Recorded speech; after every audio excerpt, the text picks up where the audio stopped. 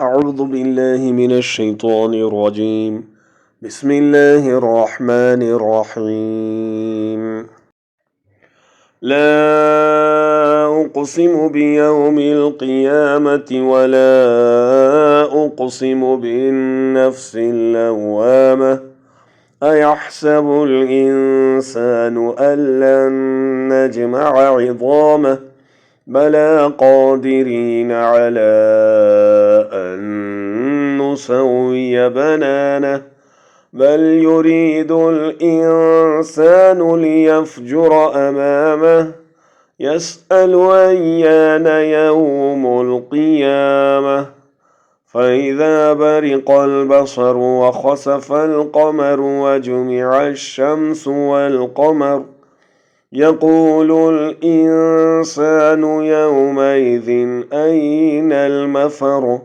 كلا لا وزر إلى ربك يومئذ المستقر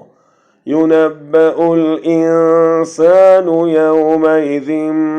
بما قدم وأخر بل الإنسان على نفسه بصيرة ولو ألقى معاذيره لا تحرك به لسانك لتعجل به إن علينا جمعه وقرآنه فإذا قرأناه فاتبع قرآنه ثم إن علينا بيانه كلا بل تحبون العاجلة وتذرون الآخرة وجوه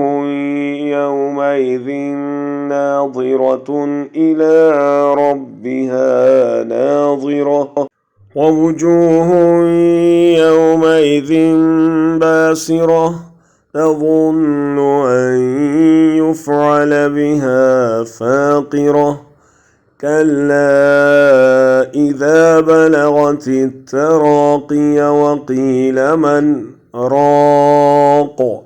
وظن أنه الفراق والتفت الساق بالساق إلى ربك يومئذ المساق فلا صدق ولا صلى ولكن كذب وتولى ثم ذهب إلى أهله يتمطى أولى لك فأولى ثم أولى لك فأولى أيحسب الإنسان أن يترك سدى ألم يك نطفة من مني يمنى ثم كان علقة فخلق فسوى فجعل منه الزوجين الذكر والأنثى